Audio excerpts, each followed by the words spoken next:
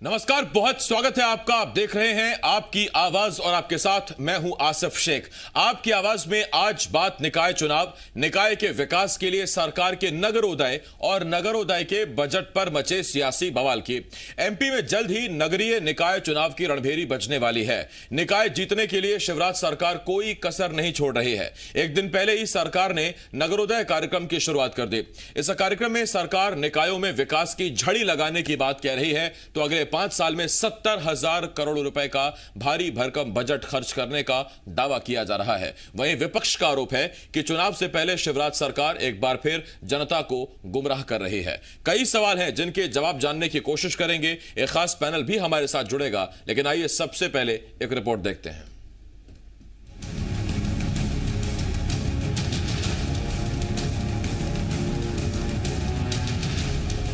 MP में जल्दी ही नगरीय निकाय चुनाव की रणभेरी बजने वाली है। उपचुनाव की जंग जीतने के बाद अब बीजेपी की नजर नगरीय निकायों पर है, तो उपचुनाव में हार का सामना करने वाले कांग्रेस निकाय जीतकर कार्यकर्ताओं को चार्ज रखना चाहती है। निकायों को साधने के लिए सरकार ने एक दिन पहले नगरोदय कार्यक्रम की शुरुआत कर दी। इसमें सरकार ने अलग अलग निकायों के विकास के लिए शिलान्यास और लोकार्पण की झड़ी लगानी शुरू कर दी। सीएम शिवराज ने ऐलान किया कि अगले 5 सालों में निकायों के विकास के लिए 70,000 करोड़ रुपए का बड़ा बजट खर्च किया जाएगा। शहरी परिवहन के लिए 10,000 करोड़ रुपए खर्चा किए जाएंगे। सड़कों के विकास और सुदृढ़ीकरण के लिए 10,000 करोड़ रुपए खर्चा किए जाएंगे। स्ट्रीट लाइट और पार्कों के विकास के लिए 2,000 करोड़ रुपए खर्चा किए जाएंगे और गरीबों के मकान बनाने के लिए 13,000 करोड़ रुपया खर्चा किए जाएंगे। ये कुल 70,000 करोड़ रुपया इन व्यवस्थाओं पर हम खर्चा करेंगे। सीएम के भारी भरकम ऐलान के बाद कांग्रेस ने सरकार को आड़े हाथों ले लिया। पूर्व सीएम कमलनाथ ने सरकार पर निशाना साधते हुए कहा कि 15 साल सरकार में रहने के बाद भी सरकार को निकायों का विकास करना पड़ रहा है, जबकि अब तक तो निकायों को देश भर में नंबर 1 हो जाना चाहिए था। तो वहीं दूसरी तरफ कांग्रेस प्रवक्ता अजय सिंह ने आरोप लगाया कि सरकार ने जितना बड़ा ऐलान किया है उतना तो नगरीय विकास के लिए बजट भी नहीं रखा गया। नगरीय निकाय क्षेत्रों के लिए 70,000 करोड़ की झूठी घोषणाएं की जा रही हैं, जबकि नगरीय प्रशासन विभाग के बजट में किसी तरह का कोई प्रावधान नहीं है। कर्जा लेके प्रदेश में तनख्वाह बांटी जा रही है। 10,000 करोड़ का ब्याज कर्जों के लिए दिया जा रहा है। जनता के ऊपर भार डाला जा रहा है और जनता को झूठे सपने दिखाए जा रहे हैं। अब सवाल यह है कि निकाय से पहले घोषणाओं और घोषणाओं पर विपक्ष के आरोप, जनता किस पर भरोसा करेगी? और सवाल ये भी, क्या ये संभावित विकास चुनाव के मद्देनजर ही किया जा रहा है? और सबसे बड़ा सवाल ये कि जनता के बीच क्या संदेश जा रहा है? प्रमोद शर्मा, जी मीडिया, भोपाल।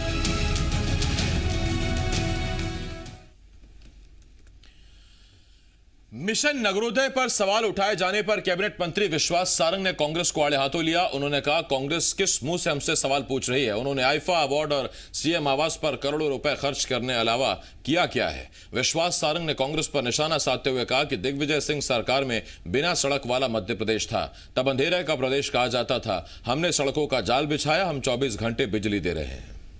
15 महीने आपने तो बर्बाद कर दिया मध्य प्रदेश को। आईफा अवार्ड आयोजित करने के अलावा कुछ किया? मुख्यमंत्री निवास पर करोड़ों रुपए खर्च करने के अलावा कमलनाथ ने कुछ किया क्या?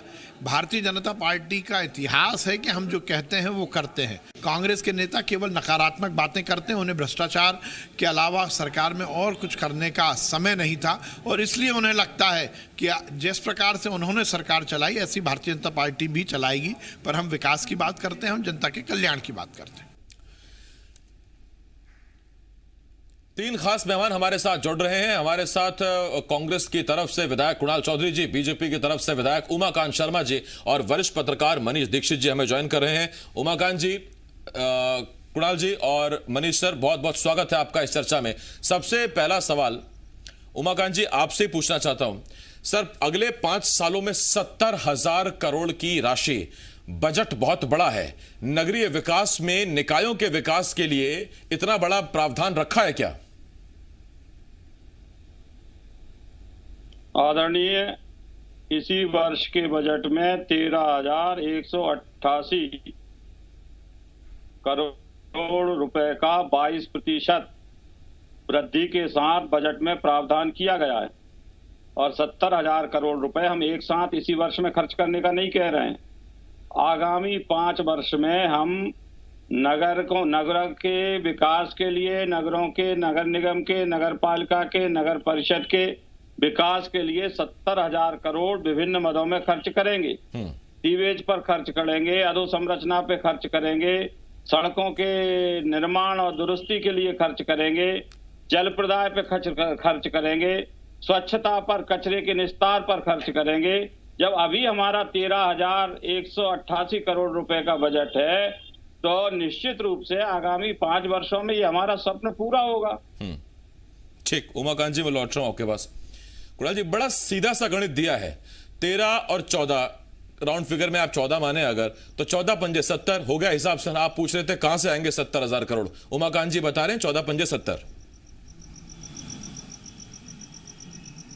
देखिए, पहली बात तो अभी शिवराज जी ने पूरे अभी कैंपेन करी थी उपचुनाव के अंदर, लगभग 35,000 करोड़ की घोषणा उस समय करी थी।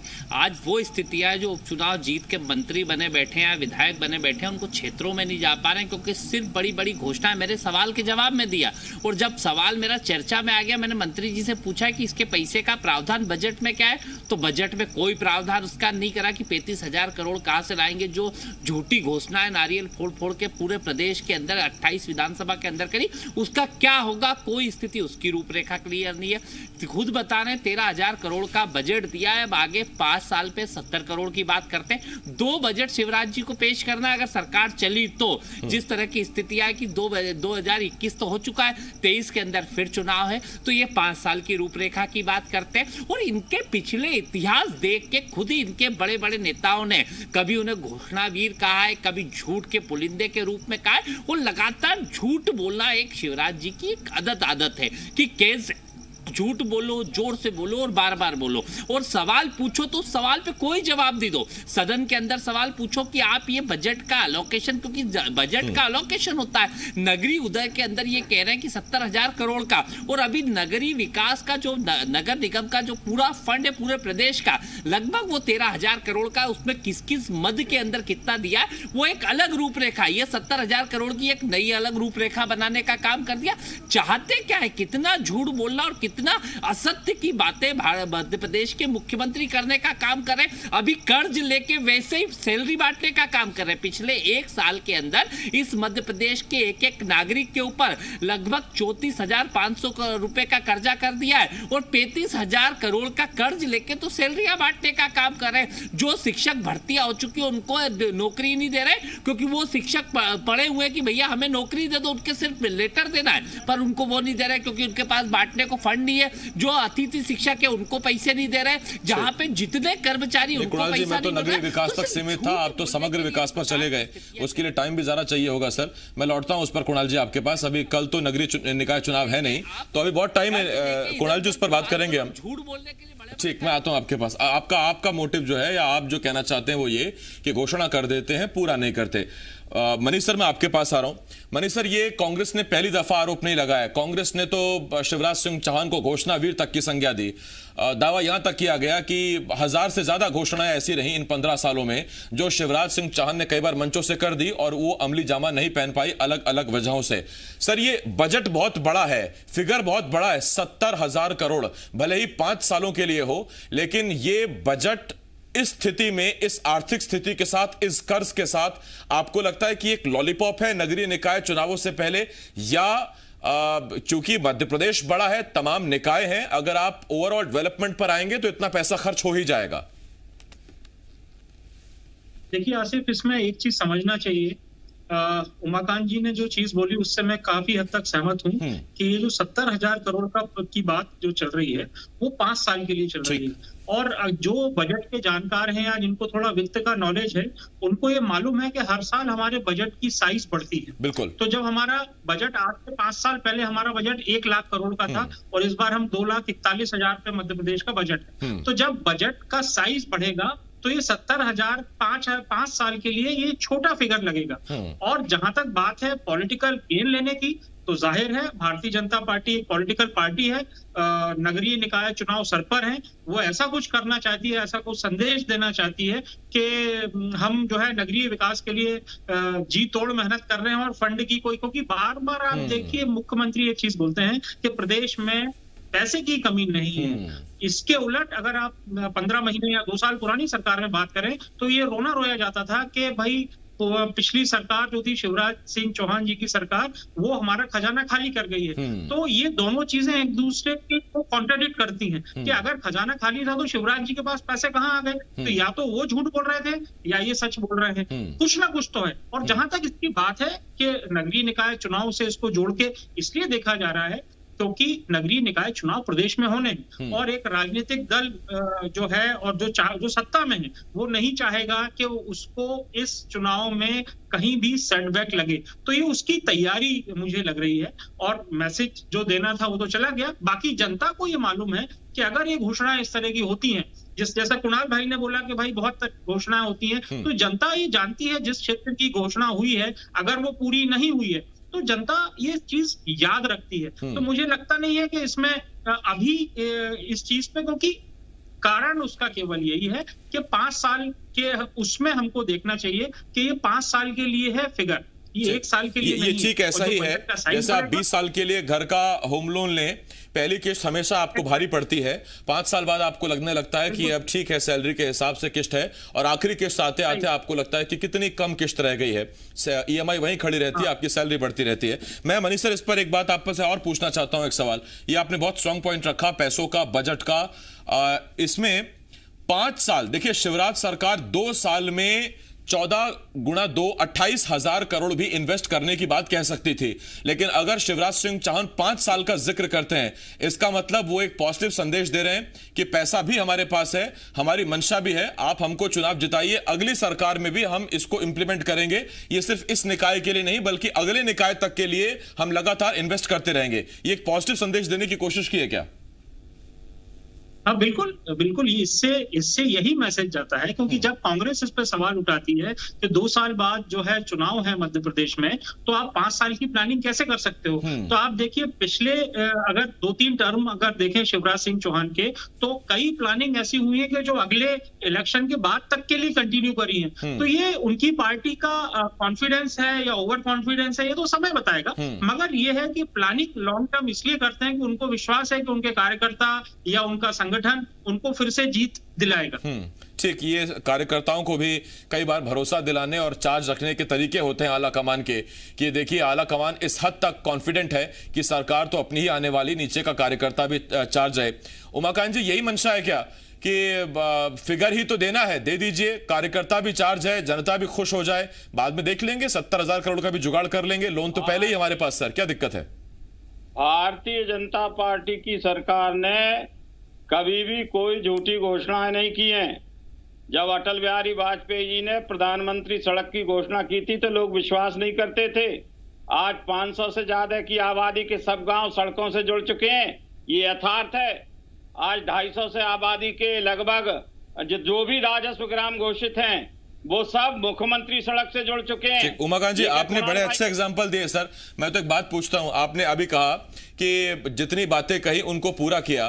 सर जब आप सरकार में आए कांग्रेस के बाद, तो आप ही ने और आप ही के मंत्रियों ने और एक बड़ी घोषणा की कि किसानों का कर्ज माफ का तो पता नहीं, लेकिन उन पर रखी ब्याज की गठरी को हम उतार देंगे, वो बोझ उतार देंगे। इस बजट में आपने उस ब्याज के लिए अलग से कोई प्रावधान किया है क्या? मेरी जानकारी में नहीं, आप जानकारी दे दीजिए सर। आप स्वयं विषय से हट रहे हैं। एक तो ये नगरोदय की और 70,000 करोड़ की नहीं सर उमाकांत जी, मैं तो उसी धारा में जा रहा हूं जहां आप ले जा रहे हैं। ये आप ही ने शुरू किया अटल सड़क योजना, ग्रामीण सड़क योजना। मैं तो निकाय पर था, मैंने तो आपका साथ दिया।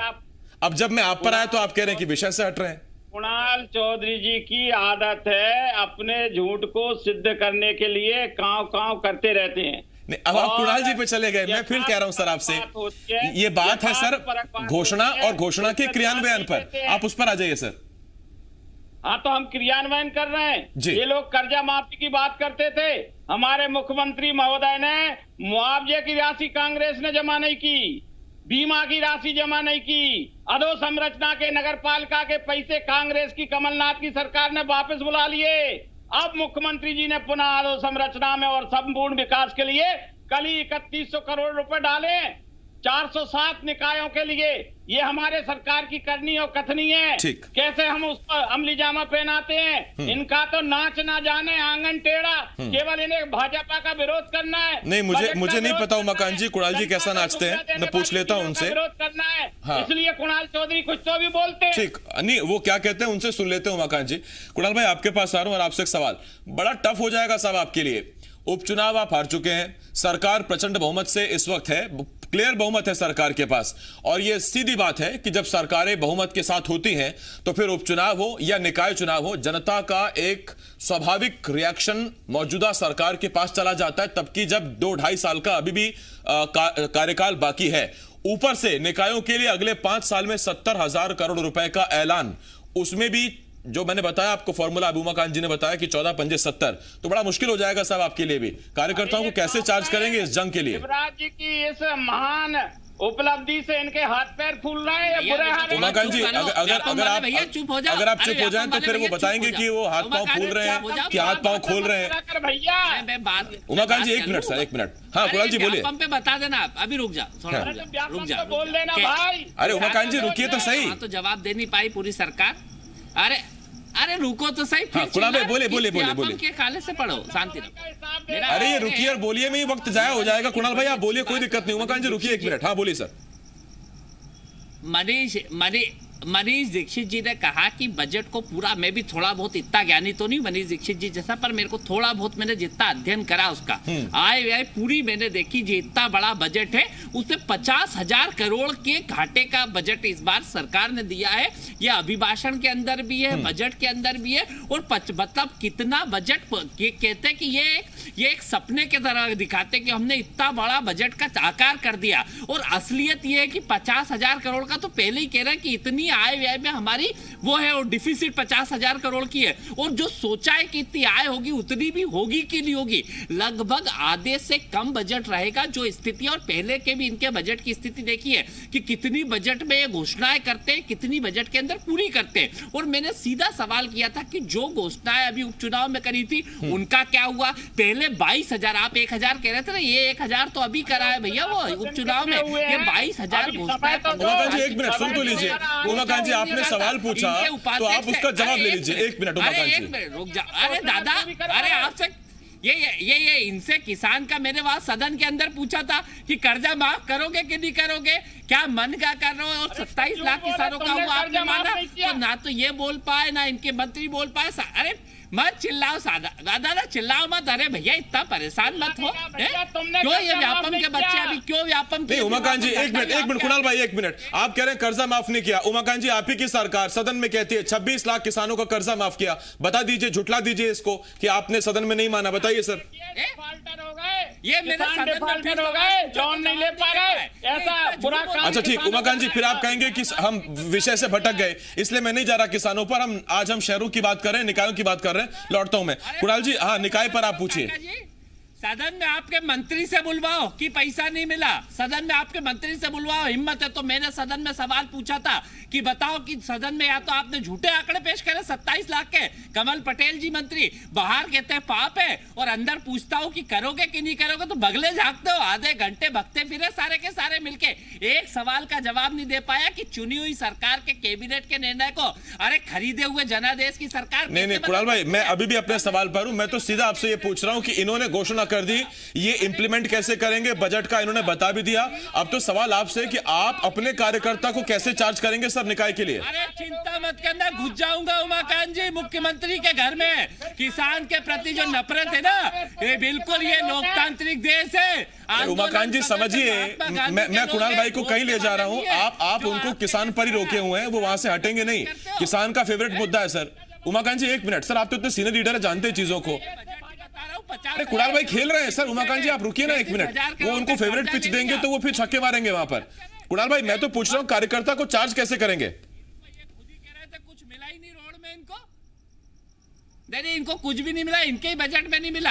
ये तो जबरदस्ती की बातें करते, करना क्या है? 35,000 करोड़ की जो घोषणा करी थी उसका क्या अमली जामा पहनाया, क्या बजट में इंतजाम करा? ठीक, कुणाल भाई आता हूं मैं आपके पास, उमाकांत जी आपके पास भी आता हूं, मनीष सर आपके पास आ रहा हूं, यही सवाल मैं आपके पास लेकर आ रहा हूं। कांग्रेस को इस घोषणा के बाद से चिंता बढ़ गई होगी सर, और जाहिर बात है कि 5 साल में आप अगर शहरों के लिए 70,000 करोड़ का एक बड़ा बजट रखते हैं और आप बताते भी हैं कि कैसे हम खर्च करेंगे, आपकी सरकार है, उपचुनाव आप जीत चुके, बहुमत आपके पास है, तो जाहिर बात है कि जनता का एक स्वाभाविक समर्थन आपको मिलता है, वहां दिखता है वो। हालांकि ये लिखित नहीं है कि सरकार ही जीतेगी। नहीं, बिल्कुल सही है, बट इसका ये है कि एक जिसको बोलते हैं कि एडवांटेज तो मिलता है रूलिंग पार्टी को इसका, मगर ये है कि कांग्रेस के लिए बहुत ओपन ग्राउंड है अभी। जब ये अपने कार्यकर्ताओं को बोलेंगे साहब आप हर जिले में, हर जगह, हर नगर में ये पता करो कि भाई जो योजना जिनका घोषणा हुई है उनका पालन कितना हो रहा है। अगर वो घोषणाओं का पालन हो रहा है तो जाहिर है उसका एडवांटेज बीजेपी को मिलेगा, और अगर नहीं हो रहा है, केवल घोषणाएं कागज पर ही हैं, तो जाहिर है कांग्रेस को इससे एडवांटेज मिल सकता है। तो ये मनीष सर सीनियर पत्रकार हैं, और मनीष सर ने ये काला कमान को इशारा दे दिया है। बीजेपी की नगरीय निकाय चुनाव प्रबंधन समिति बन चुकी है, कांग्रेस की भी इस तरह की कोई प्रोब समिति, जांच समिति बने जिसमें कुणाल भाई को डाल दिया जाए। और आपको याद है कि कुणाल भाई एक प्रेस कॉन्फ्रेंस करके बैठे थे जिसमें वो ट्रांजैक्शन नंबर के साथ उन किसानों को लेके आए थे जिनके कर्जे माफ हुए। तो ये एक फुल प्रूफ प्लान हो सकता है कांग्रेस का आगे, कुणाल भाई भी नोट कर लें इसको, कि जो ऐसी घोषणाएं जो उन निकायों में की गई वो अब तक पूरी नहीं हुई, अगर वो आप तथ्यात्मक तौर पर सरकार के सामने रखते हैं तो फिर जनता का अटेंशन आपको जरूर मिलेगा। एक छोटे से ब्रेक के लिए हमें रुकना होगा। बहुत धन्यवाद कुणाल भाई, उमाकांत जी, और इसके साथ साथ मनीष जी, बहुत बहुत धन्यवाद आपका हमारे साथ जुड़ने के लिए।